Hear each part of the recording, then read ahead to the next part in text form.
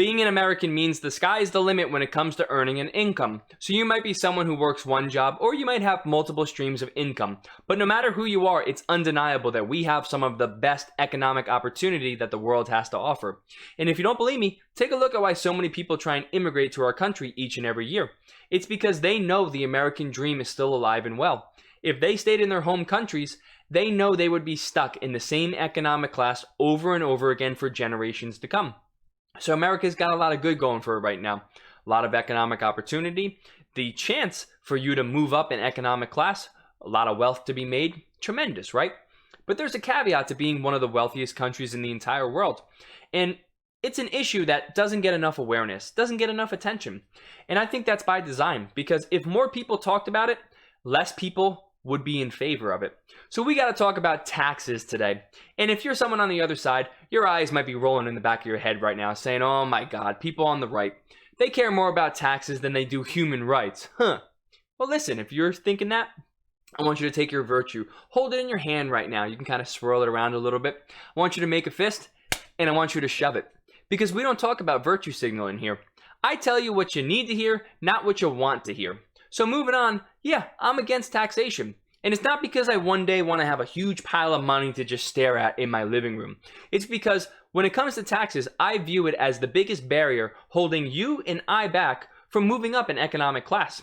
Let me walk it out a little bit for you, because we have all taxes when it comes to property taxes. Depending on what state you're living in, you might have state income taxes. Then you're going to have more local taxes, maybe a sewage tax, sales taxes. When it comes to the federal level, you're going to have a federal income tax. Then on your paycheck, each and every week, you're going to have deductions taken out to fuel all these big programs that you might never get to see a dime from, because each and every year you got to hear about, oh, if we don't pass this package, well, this program's going to go away or something like that.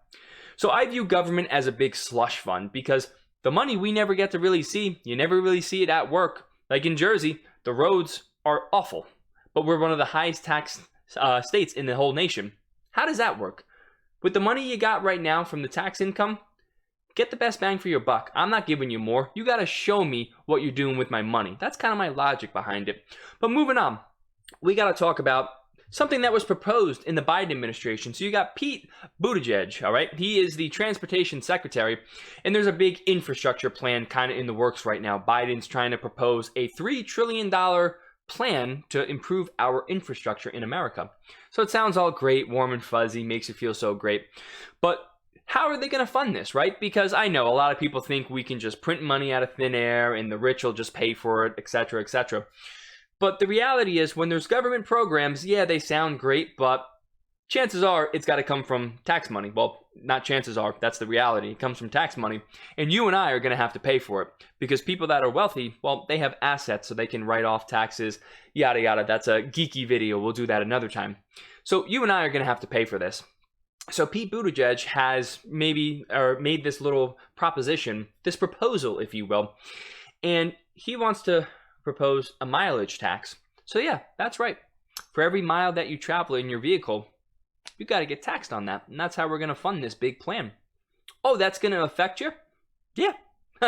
Welcome to the world of taxes. Yeah, that's what I'm trying to say. This is going to affect everyday Americans, especially Americans that travel a lot for work. But this is just a proposal right now, but we got to bring some awareness to it. So this is Pete Buttigieg right here. And just so you know, he is the first openly gay, not only transportation secretary, but the first openly gay person elected to a cabinet position. So what this means is, anytime he proposes something, not only does it come from a place of sincerity, but he's automatically assumed to be right. And if you disagree with Pete Buttigieg, it's not because you disagree with his policies, it's because you're a bigoted homophobe. So, using that logic, now we need to talk about why Pete Buttigieg and his policies suck big fat consequences. Yeah, that's the word I was going to say. Family-friendly show. So, moving on, the mileage tax. It's ridiculous. And as I was trying to say before, let me flip back. We're going to go back to the main screen. Nope, that's the wrong one. Here's the main screen.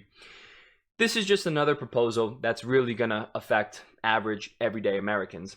And I'm actually being serious right now, right? We can obviously have a little bit of fun every now and then.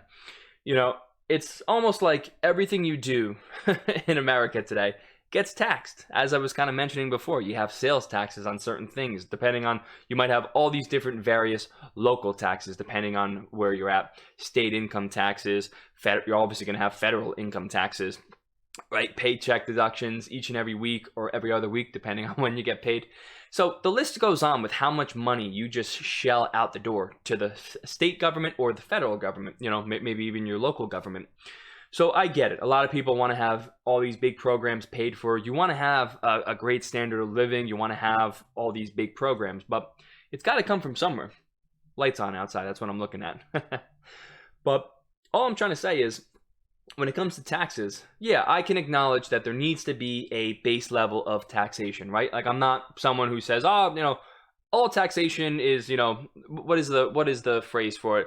No taxation without representation, or, something like that. I can acknowledge that there needs to be some level of taxation to have a functioning society, at least in today's day and age, unless you want to go live in the woods. If that's you, hey, more power to you.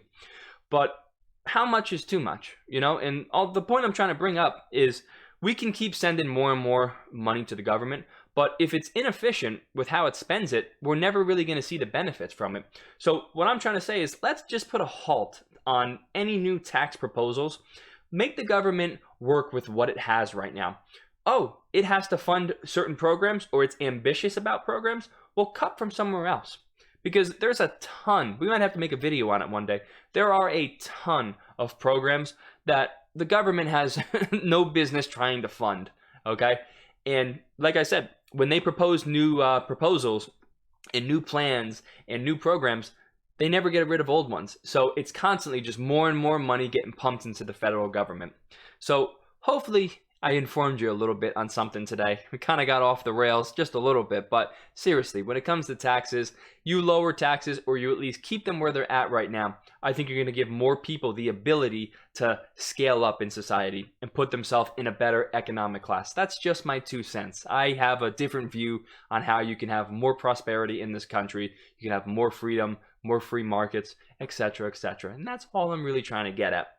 So listen, let me know your thoughts on the mileage tax. Let me know your thoughts on other taxes as well that I mentioned. Let me know where you feel or how you feel on taxation. So I appreciate you watching the video, and I hope to see you again sometime soon.